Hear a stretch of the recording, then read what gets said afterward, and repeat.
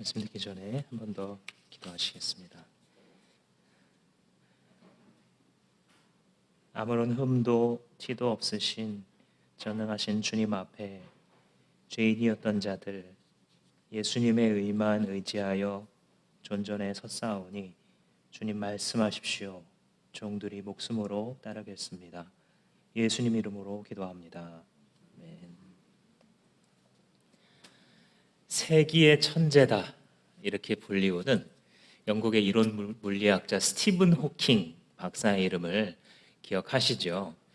이분이 1988년도에 책을 하나 출간을 했는데 A Brief History of Time, 시간의 역사다 이렇게 번역된 책입니다. 짧은 책인데 이 이론 물리학 책이 일반 사람들에게 베스트셀러가 돼서 4년 동안 있었던 굉장히 놀라운 책입니다. 이것은 그가 대가라는 얘기죠. 어려운 정말 똑똑한 사람들만 공부한다는 이 물리학을 일반 사람들이 알아들을 수 있는 시장 언어로 그렇게 기록한 책이어서 대중에게 영향을 미쳤는데 그 내용은 과거에 우주 연구를 했었던 갈릴레오 갈릴레이나 뉴턴이나 혹은 아인슈타인 이런 사람들의 핵심 논리들을 정리해 주면서 시간이라는 것이 무엇인지의 질문을 던지는 자기의 저서를 써내려간 것입니다. 그 내용 중에서 우주의 다른 공간에서는 각각 시간이 다르게 흐른다라는 왜 원리가 그러한 것인지를 설명했고 그에 따라서 물리 법칙도 서로 달라진다. 지구 안에서 적용되는 물리의 법칙이 시간의 흐름이 달라진 우주의 다른 공간 안에서는 다른 물리 법칙을 가지게 된다. 이런 것들을 설명합니다. 그러니까 시간이 상대적이라는 거죠. 시간이 상대적이다? 이 말이 우리 평범한 사람들에게는 굉장히 좀 신선한 충격으로 다가오죠. 시간은 시간이고 절대적으로 1분, 1초, 1시간 이렇게 흐르는 것이 당연한 건데 그게 뭐 빨라지고 느려지는가? 빨라지고 느려진다고 얘기를 하죠. 이미 1세기 전에 아인슈타인 박사가 이론상 물리적으로 우주 전체에 대해서 계산을 해보니까 그럴 수밖에 없다라는 거죠. 이게 진짜인지 몰랐는데 100년이 지나서 2019년에 블랙홀이 최초로 실측됨으로써 정말 우리가 생각하는 그 빛이 흡수가 되고 물리법칙이 달라지는 공간이 존재하는구나라는 게 100년 전 예상이 실제로 증거로 드러났던 것이죠. 시간이 이 공간에 따라서 달라진다. 이 말이 참 좀 알쏭달쏭하죠. 여러분, 지구가 있습니다. 그러면 높은 산 위에서의 시간과 이 평지의 해수면과 같은 그 높이의 평지에서의 시간이 다르게 흐를까요? 똑같이 흐를까요? 우리의 본성과는 달리 미세하게 다르게 흐른다는 거예요. 왜 그러냐면 이 중력의 영향 때문에 질량을 가지고 있는 모든 것들은 중력을 가지고 있는데 그 중력이 큰 지구의 내부에 가까운 지표면일수록 중력에 잡아당기는 것 때문에 시간이 느리게 흐르고 그리고 높은 산은 그 중력의 중심에서 벗어나 있기 때문에 상대적으로 더 자유롭게 흘러가는 그러니까 시간이 빠르게 흐르는 이런 현상이 관측된다라는 것입니다. 여러분 이런 걸 한번 생각해 보시겠어요? 간단하게 좀 이해하기 위해서 아이들이 방방 뛰는 트램폴린 있잖아요. 살짝 뛰어도 이 반동 때문에 높게 뛰게 되는 큰 트램폴린 한번 상상을 해보시면 거기 위에 아이들이 공을 던져놨어요. 올라가지 않고 공을 여러 개 던져놨습니다. 그리고 시간이 흘렀어요. 이 공은 움직입니까? 안 움직입니까?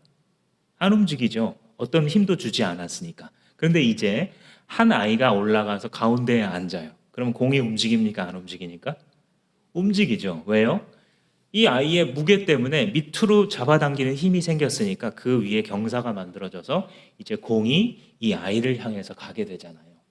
그런데 이제 이 아이보다 훨씬 몸무게가 무거운 두세 배쯤 되는 아이가 이쪽에 또 앉았어요. 그럼 어떻게 됩니까?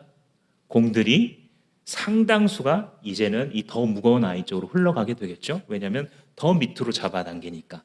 물론 기존에 앉아있던 그 아이의 가까운 주변에 있었던 공들은 안 움직였죠. 거기 붙어 있으니까. 그렇지만 상당수의 공들은 더 질량이 큰, 더 밑으로 잡아당기는 중력의 힘이 큰 쪽으로 공들이 몰리게 되는 것이죠. 왜 그 설명을 했냐면 블랙홀이라는 것이 여러분들 그 엄청난 질량을 가진 것들이 아주 강하게 집착돼서 작은 점처럼 작아졌는데 모든 빛들이 거기를 탈출하지 못하는 상태가 되는 거죠. 질량이 너무 무거우니까 우주를 트램플린이라고 생각해 보시면 다른 것들이 그걸 향해서 빨려 들어가고 있고 심지어는 거기에 빨려 들어가는 빛도 한번 들어가면 탈출을 못하는 그 정도로 중력이 강한 것이 블랙홀이다라는 거죠. 그래서 그 블랙홀의 입구에 가게 되면 시간의 흐름 역시 멈추게 된다. 과학자들이 이렇게 얘기를 합니다. 그래서 요걸 일컬어서 조금 관심이 있으신 분들은 사건의 지평선 이런 말씀 들어보셨습니까? 이게 뭐냐면 이거를 지나가게 되면 사건이 일어났는지조차 알 수 없게 되는 구역으로 들어간다는 거예요. 인터스텔라나 이런 어떤 그 영화들에 보면 블랙홀 얘기가 나오면서 시간이 달라진다. 저기서 20년이었는데 여기서 2개월이었고 이런 얘기가 나오잖아요. 이게 바로 그 질량에 따라 중력에 따라서 시간의 흐름이 달라지는데 블랙홀 입구에 도달하게 되면 그 입구에서 조금만 더 들어가도 그 안에서 벌어지는 일이 절대 정보가 바깥으로 탈출할 수 없기 때문에 여기서부터 사건이 있다는 것을 알 수 있게 된다. 그래서 사건의 지평선입니다. 이게 이제 뭐 공상과학 영화에서 얘기하고 있는 게 아니라 그만큼 이론 물리학이 또 천체 물리학이 발달했고 일반에게까지 이런 지식들이 퍼지고 있습니다. 그래서 간단하게 정리를 해보자면 무거운 질량을 가진 지역일수록 시간이 느리게 흐를 수밖에 없다. 이렇게 얘기하죠. 참 신기하죠. 근데 질량만이 아니라 또 속도에 따라서도 시간이 달라진답니다. 그죠? 신기하지만 가만히 서 있는 사람의 시간보다 막 빨리 뛰어가고 있는 사람의 시간이 느리게 흐른다는 거예요. 그래서 여러분 노화가 걱정이신 분은 우주여행을 다니시면 빨리 움직이기 때문에 좀 늦게 온다. 사실이죠. 이론적으로. 그래서 또 이 속도에 의해서 그 속도와 또 방향에 의해서 거꾸로 보자면 어떤 경우에는 또 시간이 느리게 흐르게 만들 수 있는 거. 이게 또 사실인 거죠. 그러니까 이제 요즘 과학자들은 요즘 이론 물리학자들은 어디까지 말을 하냐면 엄밀하게 말해서 지금 이 순간이라는 거는 정의할 수 없다는 거예요. 지금 이곳에서 나는 지금이라고 말했는데 여기서 4억 광년 떨어진 별에 존재하는 사람에게는 그게 4억 년 뒤의 일이 되기 때문에 지금이라고 정의할 것은 누구를 기준으로 어디를 기준으로 지금 이 순간이냐. 그래서 지금이라는 것을 정의할 수 없다. 이렇게 얘기를 합니다. 보통 사람들이 우리가 생각했을 때는 시간이 절대적인 것이라고 생각했지만 그렇지 않다라는 것이 과학과 인류의 지식이 늘어나면서 밝혀지고 있죠. 시간이라는 것이 절대적인 어떤 기준이 아니라 그냥 우주를 구성하는 원리 중에 하나다라는 것을 사람들이 이해해 가고 있습니다. 시간과 공간이 서로 연결되어 있다. 이런 것들도 알려지고 있죠. 성경에서는 하나님이 시간과 공간을 만드셨다 이렇게 얘기합니다. 시간과 공간의 창조자일 뿐만이 아니라 그러한 존재 형식, 어떤 일정한 시간 속에서 우리의 인생을 살아가고 어떠한 일정한 장소 속에 머무는 이런 시간과 공간이라는 존재 형식을 고안하신 분도 하나님인 거예요. 시간의 창조자이시고 창시자이신 것이죠. 그뿐만 아니라 오늘 우리가 읽은 베드로후서 3장 본문에서는 그가 시간의 주관자가 되신다라고 이야기를 합니다. 오늘 우리가 이 본문을 살펴보면서 우리의 인생의 시간이 이 시공간의 창시자, 창조자, 주관자이신 하나님의 시간 속에서 어떤 관련을 맺고 있고 그것은 우리에게 무엇을 요구하는지 말씀을 통해 살펴보려고 합니다. 오늘 이 본문에 굉장히 유명한 표현 하나가 나오죠. 8절 말씀 보시면 주님께는 하루가 1000년 같고 1000년이 하루 같다. 들어보셨죠?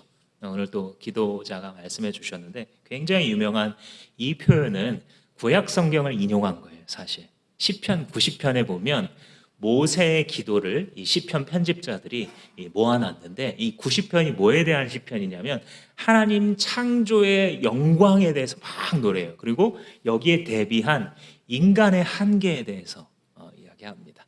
그래서 이런 구절이 나와요.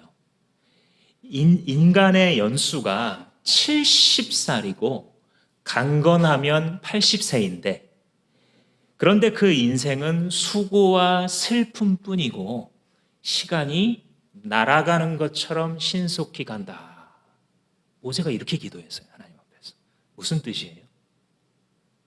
시간의 창시자요 주관자이신 하나님 앞에 섰을 때에 인간이라는 존재는 그렇게 나약한 존재라는 거예요. 그러면서 또 주님께서 티끌아 티끌로 돌아가라 라고 명하시면 우리는 그렇게 될 수밖에 없다. 모세가 그렇게 고백을 해요. 그러니까 내 인생이 영원할 것처럼, 내가 생각하는 인생의 의미가 정말 절대적인 것처럼 기고만장하게 젊을 때 그렇게 살아가지만, 나이가 들어가고 세월이 흐르고 노화를 경험하고 이 온 세계의 조화를 쳐다보다 보면 하나님 앞에 벌거벗은 모습으로 선 존재가 되게 되고, 그 앞에 하나님의 높으신 영광과 자기의 낮은 한계를 깨닫게 된다는 거예요. 그래서 베드로 사도가 이거를 인용하면서 이 구절을 조금 더 확장시키는 거예요. 주님께는 하루가 천년 같고 천년이 하루 같다. 알쏭달쏭한 이 말을 하는데, 이런 식으로 한번 우리가 이해해 볼 수 있습니다. 많이 이해할 수 있는 방법이 있는데, 오늘 단순하게 한번 생각해 보자면, 하루가 천년 같다라는 것은요, 세세한 것까지 다 파악이 되는 능력에 대한 거예요. 여러분, 어떤 사람을 만났을 때 하루 만나보고 그 사람이 첫인상이 오잖아요. 첫인상이 물론 또 중요하고 맞는 경우도 많지만, 하루 만나본 거랑 1년 지내면서 본 거랑 같습니까? 다릅니까? 다르죠. 대부분의 사람은 파악하고 나면 다른 사람이에요. 그런데 1년간 사귄 것과 10년 같이 산 거랑 같습니까? 다릅니까? 또 다르죠. 훨씬 세세하게 왜 이런지 원인에 대해서도 알게 되죠. 그러니까 이 1년과 하루와 10년이 전부 다른 것처럼, 하루인데, 인간이 봤을 때는 하루인데 하나님 보실 때는 1000년 동안 관찰하고 1000년 동안 분석한 것처럼 안 보이는 게 없는 거예요, 하나님께는. 이것은 하나님의 전지함에 대해서 암시를 합니다. 하나님은 마치 1000년 동안, 우리에게는 하루 24시간이 지나갔을 뿐이지만 하나님께서는 1000년 동안 그것을 지켜보신 것처럼 모르시는 것이 없는 그 하나님의 전지하심에 대해서 이야기합니다. 또 반대로 1000년이 하루 같다. 인간이 봤을 때는 1000년의 유구한 역사가 흘렀다 그러는데, 주님 봤을 때는 이게 하루에 불과하게 보일 수 있다라는 겁니다. 이거는 뭐냐면 연결성에 대해서 얘기하는 거예요. 어떤 사람이 옥상에서 떨어집니다. 죽을 뻔했어요. 거의 죽음 문턱 갔는데 살아났어요. 나중에 얘기를 합니다. 내가 그 떨어지는 순간에 주마등처럼 살아갔던 인생이 다 흘러갔다고. 이런 거 들어보셨죠? 혹은 차 사고가 탁 부딪히는 그 순간에 자기가 어렸을 때 어떻게 태어났는데 엄마가 어떻게 해주셨었고 어떤 시기를 지내다가 이제 좀 살만해졌는데 여기서 죽는구나. 0.2초 만에 이게 싹 스쳐가는 것을 아마 여기도 경험하신 분들이 더러 있을 겁니다. 분명히 순간인데 그 한순간에 몇십 년의 세월이 다 연결되어져서 보이는 거죠. 주님께는 1000년이 하루 같다는 것은 뭐냐면, 이 모든 인과관계와 연결성이 하나님 앞에서는 분명하게 드러나 보여지는 거예요. 우리가 1000년을 살아가면 그 안에 많은 일들이 있고 역사가 있고 참 유구하고 크구나 이렇게 보이지만, 주님께서는 그 한 점을 파악하는 것처럼 파악하시는 주님의 전능하심에 대해서 이야기하는 것이죠. 그러니까 정리해 보자면, 이 하루가 1000년 같고 1000년이 하루 같습니다라고 말하는 것은 하나님의 초월성, 그의 영원하심에 대해서 얘기해요. 그의 전지하심과 전능하심과 모든 사건과 시간과 역사 속에 주관자가 되신다. 그 중심에 앉아 계신 분이 바로 하나님이시다라고 하는 것의 표현입니다. 단지 어떤 초능력, 그죠? 어떤 헐리우드 영화를 보면 막 뭐 시간을 다스리는 자, 뭐 그러면서, 그죠? 그리고 모든 공격을 막아내는 자, 모든 방어를 뚫는 자, 뭐 이런 히어로들이 나오지만 하나님은 단지 그런 초능력을 가진 정도가 아니라 시간의 공간의 창조자이시다. 그는 시공간의 주관자가 되신다라는 거예요. 창세기에 보면 빛이 있으라 말하잖아요. 그리고 넷째 날에 천체들을 만드시잖아요. 오늘날의 과학으로 이제 밝혀지고 있는 것이 이 빛이 시간과 굉장히 관련이 있구나. 시간의 흐름과 빛의 운동이 관련이 있구나라는 것을 깨닫잖아요. 빛이 있으라 하시는 순간 주님이 시간과 공간을 창조하시는 거예요. 모든 만물들이 시간의 제약 속에, 공간의 제약 속에 살아가고 사라지도록 창조주께서 그 한계를 두시고 계신 것이죠. 하루가 천년 같고 천년이 하루 같다. 이것은 영원하신 하나님의 존재에 대해서, 그가 임재해 계시면 아무도 그의 존재를 무시할 수 없는, 모를 수 없는 하나님의 영원하심, 그의 높으심에 대해서 이야기하고 있는 것입니다. 여기에 대해서 인간들이 보통 어떻게 반응을 하냐? 자기 일상 속에서 9절에 나타나 있습니다. 어떤 이들이 생각하는 것과 같이 주님께서는 약속을 더디 지키시는 것이 아닙니다. 이런 말을 해요. 그러니까 이 당시에 이렇게 생각했다는 거예요. 사람들이. 주님이 왜 약속을 안 지키셔? 주님이 왜 이렇게 자기가 약속해놓고 안 들어주시지? 내가 도대체 얼마나 더 기다려야 되는 거야? 이런 생각을 합니까? 안 합니까? 우리가? 하죠.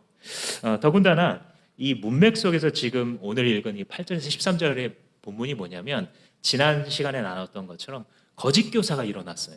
그래서 거짓 교사가 막 이 거짓 교리를 해주면서 너네 이미 구원받았다며, 너네 예수 믿고 천국 가는 게 확정됐다며, 그러면 아무렇게나 막 살아도 하나님 다 용서해 주실 텐데 뭐하러 그렇게 힘들게 살아? 이런 거짓 교사들이 일어났죠. 그죠? 그리고 또 한 가지는 이 거짓 교사들이 뭐라 그랬냐면 예수님이 다시 오신다고? 안 오잖아. 예수님이 속히 온다 그랬는데 지금 몇십 년 동안 안 왔어. 이렇게 말하는 거예요. 가끔 우리도 그러잖아요. 예수님 요한계시록에 보면 뭐 내가 속히 오리라 뭐 돼 있고 뭐 금방 올 것처럼 했는데 지금 2000년이 지났는데도 아직 안 오셨는데 왜 이렇게 더디 오세요? 우리도 그런다고요. 이 1세기에 이미 어떤 일이 있었냐면 제자들은 내가 속히 오리라라고 말했을 때 예수님이 한 1, 2년 안에 올 줄 알았던 거예요. 그런데 웬걸? 사도들이 하나 둘씩 순교를 당하고 초대교회에서 그렇게 헌신했던 분들이 하나 둘씩 죽어가는 거예요. 이게 뭐지? 예수님 분명히 너희들 중에 하나님의 나라가 다시 임하기 전까지 죽지 않을 자도 있다. 이렇게까지 말씀하셨는데 그럼 그 약속이 거짓말이었나 보다. 이렇게 생각하는 사람들이 늘어나고 그것을 대놓고 가르치는 거짓 교사들이 있었던 거예요. 예수님 다시 오시는 거 다 문학적인 표현이야. 문학적인. 그냥 그렇게 윤리적이고 깨끗하고 선하게 살아가라는 거지. 뭐 다시 와가지고 뭐 새하늘과 새 땅을 만들고 그런 거 너무 동화적이잖아. 들을만 하잖아요. 이런 설교가 합리적이어 보이잖아요. 많은 사람들이 이런 거짓 교사의 가르침에 추종하게 됐던 것이죠. 그래서 지금 이 구절에 나와 있는 이 말은 조롱이에요. 조롱. 신자들에 대한 조롱. 야, 하나님이 무슨 약속을 지키고 다시 오셔? 그런 게 어딨어? 그 약속이 어딨어? 그렇게 더디 오시는데 그 말이에요. 지금 하나님께서 약속을 더디 지킨다라는 그 말입니다. 근데 9절 하반절에 보면 그게 아니라는 걸 설명하죠. 도리어 여러분을 위하여 오래 참으시는 것이고 하나님께서는 아무도 멸망하지 않고 모두 회개하는 데 이르기를 바란다. 이유가 있다는 거예요. 마치 예수님의 약속, 예수님의 다시 오심이 더디 오는 것처럼 느껴지는 이유가 있고 하나님의 목적이 있다라는 거예요. 그게 뭐예요? 죄인들이 돌아오는 거. 죄인들이 회개하도록 예수님께서 다시 오시게 되면 그 주님을 선택할 수 있는 기회가 사라지기 때문에 주님께서 기다려주고 계신다. 우리 주마음교회 공동체도요. 주님께서 2년 전에만 오셨다고 해도 구원 못 받을 분이 있습니다. 그죠? 알고 계실 겁니다. 온 세계와 열방 가운데에 주님께서 우리의 생각처럼 빨리 오셨으면 구원받지 못했을 민족과 나라들이 있습니다. 지금 이것은 시간의 주관자이신 하나님께서 이유가 있어서 주님의 다시 오심과 하나님 나라의 완성이 아직 되지 않고 있음에 대해서 이야기하고 있는 거예요.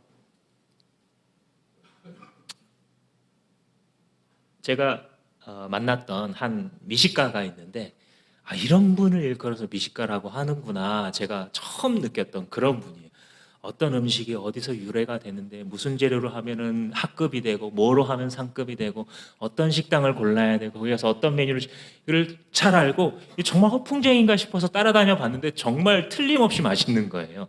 근데 이분이 해준 말 중에 한 가지 기억나는 게 있습니다. 목사님이 어떤 식당 가서 뭐 좋다고 이제 평을 들어서 가서 그 식당에서 어떤 메뉴를 시키는지 고민이 되시면 특히 해외 나갔을 때 이럴 때 메뉴판을 보면서 하나씩 물어보라는 거예요. 이거 얼마나 걸리냐고. 근데 이 점원이 그거는 오래 걸린다고. 이건 지금 시키면 한 3, 40분 뒤에나 1시간 뒤에나 나오는 그런 요리라고. 그러면 그걸 시키라는 거예요. 실패하지 않는다는 거예요. 왜 그런 거 들어봤더니 보통 식당들이 특히 한국 사람들은 못 기다리니까 한 5분 만에 10분 만에 음식이 나와야 되잖아요. 그러니까 미리 다 조리해 놓는 거예요. 조리해 놨다가 데펴서 나오기 때문에 빨리 나오는데 사실 뭐 먹을 수는 있지만 정말 맛있다 느끼기는 힘들다는 거죠. 근데 어떤 식당에서 3, 40분 걸린다는 건 뭐냐면 재료에서부터 시작해서 진짜 요리를 해 가가지고 딱 나오는 그런 요리이기 때문에 맛있을 수밖에 없고 그런 메뉴를 메뉴판에 올려놓을 수 있는 셰프는 자신 있는 사람이라는 거예요. 그래서 오래 걸리는 그 요리 10중 8구 맛있는 요리다 이렇게 얘기를 한 거죠. 더딘 게 아니라 꼭 필요한 단계인 거죠. 맛있는 요리가 나오기 위해서는 그 과정들이 필요한 거예요. 주님의 약속을 안 지켜주시고 기도를 응답을 안 해주시고 주님의 약속의 이루어짐이 더딘 게 아니라 예수님의 다시 오심이 너무너무 늘어지고 있는 것이 아니라 필요한 단계라는 거예요. 선하시고 전능하시고 전지하신 하루를 천년처럼 천년을 하루처럼 보시는 시간의 주관자이신 주님께서 보실 때에 이게 필요하다라는 거예요. 그래서 주님의 백성들은 다 이해할 수 없어도 하나님의 선하심과 능력을 생각하면서 기다릴 수 있는 거예요. 인내할 수 있는 거예요. 아직 이루어지고 있지 않음에도 불구하고 그의 선하심에 대해서 너무너무 확신하기 때문에 그 시간들을 기다리며 지나갈 수 있다. 하나님의 선하심 때문입니다. 그래서 주님의 백성들은 그렇게 고백할 수 있는 거예요. 주님, 주 뜻대로 행해 주십시오. 주님이 오르십니다. 주님의 선하심과 주님의 시간표 속에서 주님이 합당하다 하는 때에 주님의 약속을 이루어 주십시오. 확신에 차서 인내로서 시간들을 견뎌가며 주님 앞에 일어설 수 있는 것들 바로 하나님의 사람들입니다. 여러분들의 인생의 시간을 어떻게 보내고 있나요? 여러분들의 삶에 있어서 시간이라는 것은 무엇입니까? 내 시간. 여러분 이 단어에 대해서 한번 생각해 보세요. 내 시간, 내 인생. 그죠? 내 시간이 지금 오늘 성경에 읽어보니까 시간의 주관자가 누구예요? 하나님이시잖아요. 그러면 내 시간의 주관자도 누구세요? 하나님이세요. 이 시간이라는 것은 맡겨진 거였던 거예요. 맡겨진 시간이에요. 시간의 주관자께서 나라는 사람에게 맡겨두셨어요. 이걸 기억하면 어떻게 되냐면 나의 시간들이 정말 소중해져요. 선하신, 전능하시고 모든 것을 아시는 거룩하시고 사랑 많으신 시간의 주관자께서 내게 맡겨두셨어요. 인생이라는 그릇 안에 그가 그 시간을 담아주셨어요. 그래서 목적을 향해 가는 귀중한 시간들이 됩니다. 근데 반대로 시간이 맡겨진 게 아니잖아요. 다시 말해서 시간의 주관자가 내 삶에 없으면 어떻게 돼요? 내 시간을 여기 흘리고 저기 흘리고 다녀도 괜찮아요. 왜냐면 내 거니까. 내 인생 내 마음대로 살아도 되니까. 그래서 목적이 없는 흐름으로 방황하며 살아도 그냥 괜찮아요. 가치가 그렇게 큰 게 아니거든요. 내 인생이. 내 인생의 시간이라는 것이 뭐 얼마나 귀중해요. 그냥 길거리에 채이는 게 사람이고 그게 그 사람들의 인생인데 내 시간이 뭐가 그렇게 소중하겠어요. 목적 없는 흐름이기 때문에 나타나는 현상, 나이 드는 게 서러워요.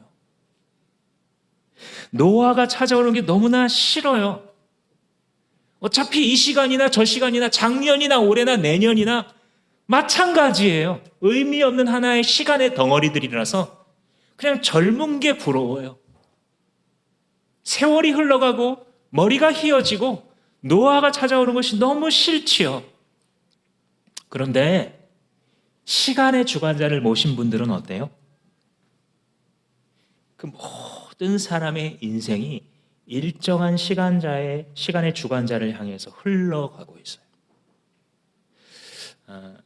여러분들 오늘 본문 속에서 예수님의 다시 오시는 날 이것을 헬라어에서 파루시아라고 표현을 합니다.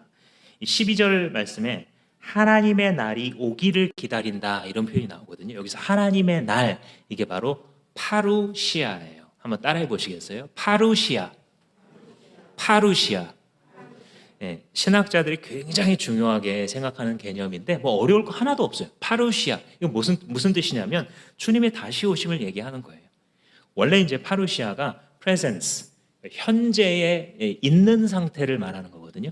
그러니까 주님께서 하나님 보좌 우편에 계시다가 다시 오시는 거예요. 오셔서 현재가 되시는 거예요.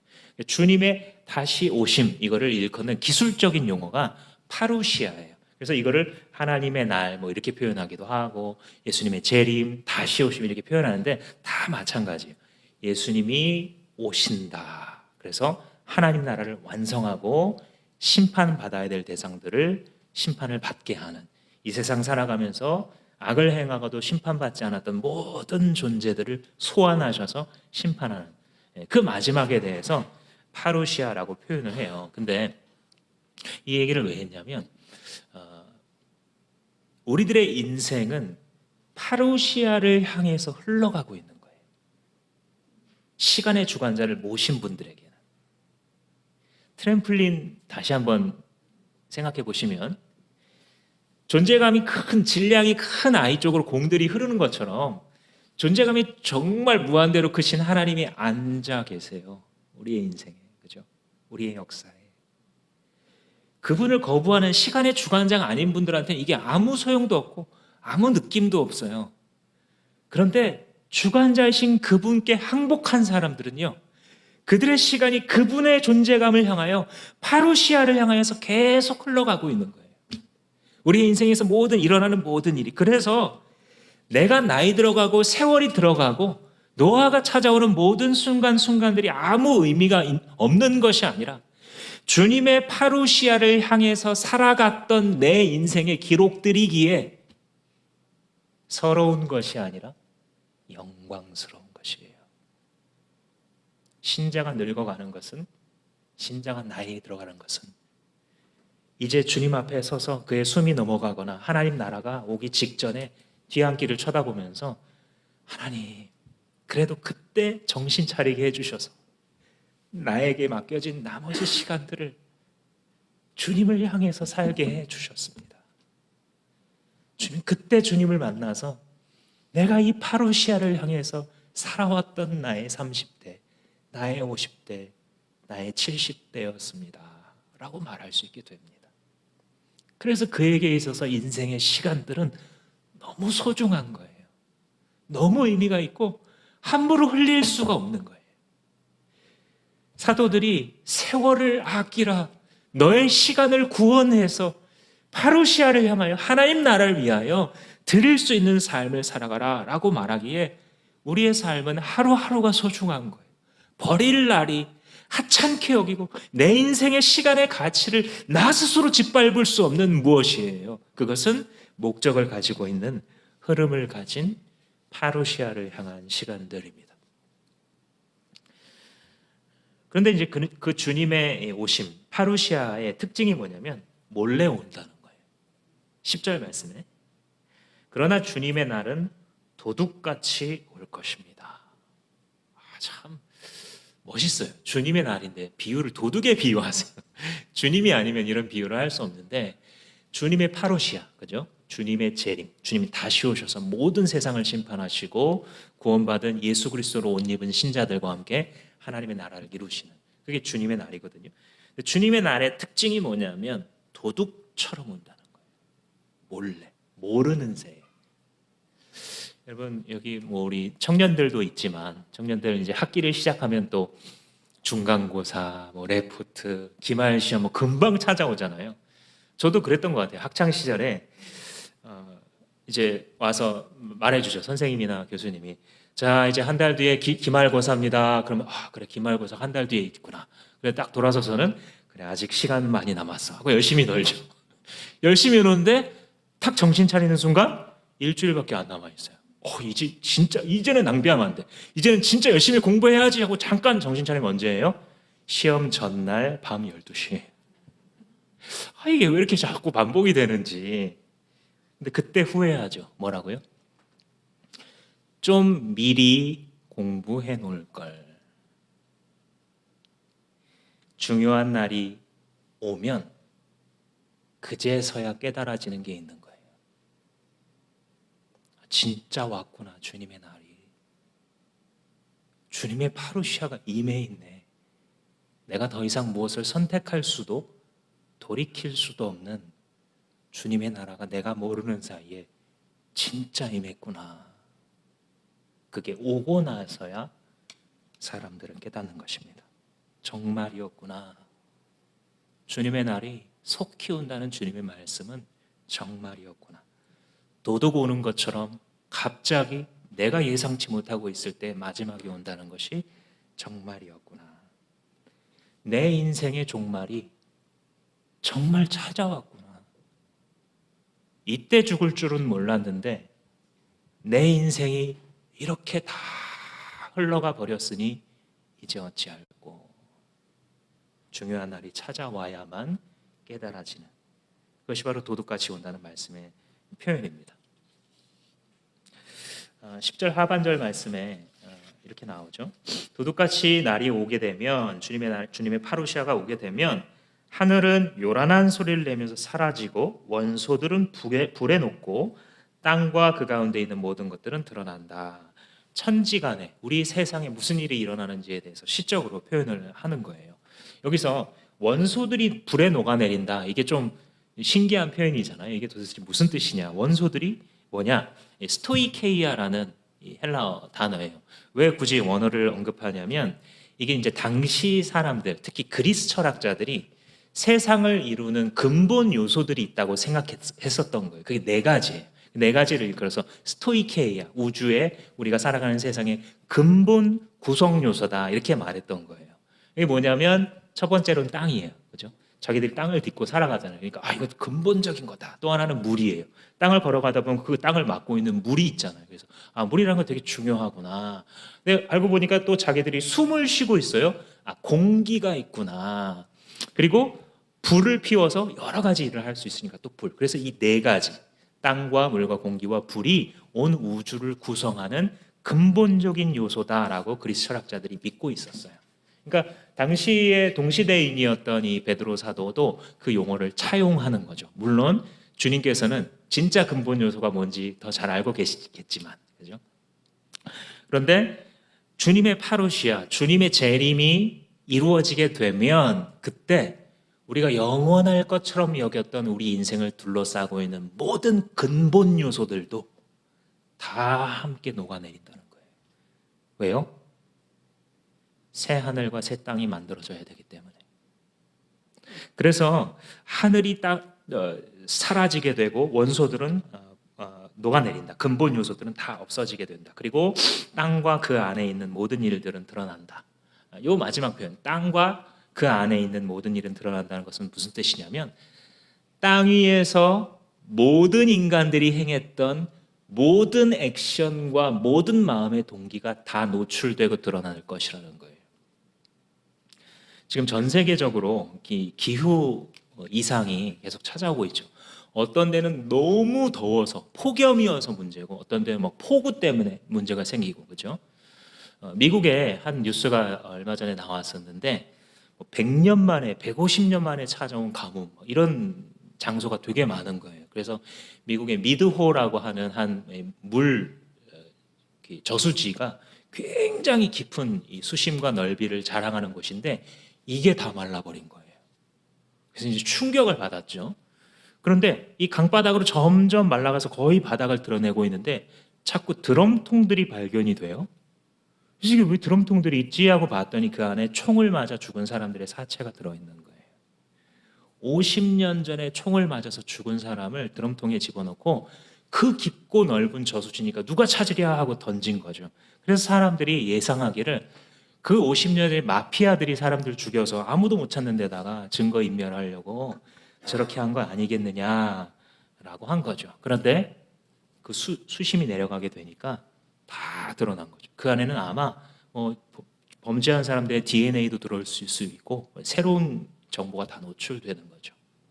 하물며 천지를 지으신 주님께서 모든 것들을 공정하게 정의롭게 심판하시는 날이 되면 드러나지 않을 것이 없다는 거예요. 내가 살아가면서 모든 인간들이 행했었던 모든 시간 속에서 어떻게 살았고 무엇을 선택했는지가 주님의 심판대 앞에 샅샅이 다 드러나게 된다. 수억 년 전에 죽었던 별들의 생성, 사멸 이런 것들 지금 현대 과학자들이 다 밝혀내고 있잖아요. 하물며 하나님 어떠시겠냐는 거예요. 하물며 하나님은 모든 존재했던 이 땅에서 행했던 모든 일들이 주님 앞에 드러날 그 주님의 날이 도둑처럼 지금 우리 앞에 다가오고 있다. 사도의 증언입니다. So what? 그래서 뭐? 그래서 어떻게 해야 되는가? 그러면 이제 우리는 어떻게 살아가야 되는가? 이런 하나님의 파루시아 앞에 시간의 주관자께서 이제 그 시간의 문을 닫으시고 주님의 새하늘과 새 땅을 여시는 날을 향해서 우리가 가고 있는데 그러면 우리의 남은 인생, 남은 시간을 가지고 남은 세월을 가지고 어떻게 살아야 될까? 그걸 11절부터 대답을 해줍니다. 이렇게 모든 것이 녹아버릴 터인데 여러분은 어떠한 사람이 되어야 하겠습니까? 답하죠. 여러분은 거룩한 행실과 경건한 삶 속에서 하나님의 날, 파루시아죠. 하나님의 날이 오기를 기다리고 앞당기고자 하는 마음으로 살아야 되지 않겠습니까? 이게 사도가 주는 처방이에요. 그러면 어떻게 살아야 되지?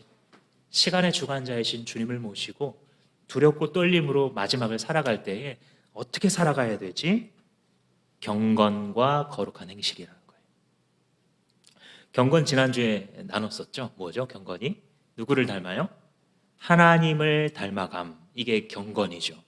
내가 원래 거룩한 사람은 아닌데 거저 주시는 값없이 주시는 하나님의 은혜 때문에 예수님의 십자가 공로로 구원받았고 의인이라 칭함받았기 때문에 이제 하나님을 사랑하는 거예요. 그 아들을 내어주신 주님을 자꾸 추구하고 주님의 품으로 자꾸 달려가고 주님이 자꾸 묻는 거예요. 우리의 삶에. 그죠? 그래서 주님을 닮아가는 이게 경건이라고 그랬죠. 오늘날의 기독교가 회복해야 될 가치. 참 경건. 예수 닮음.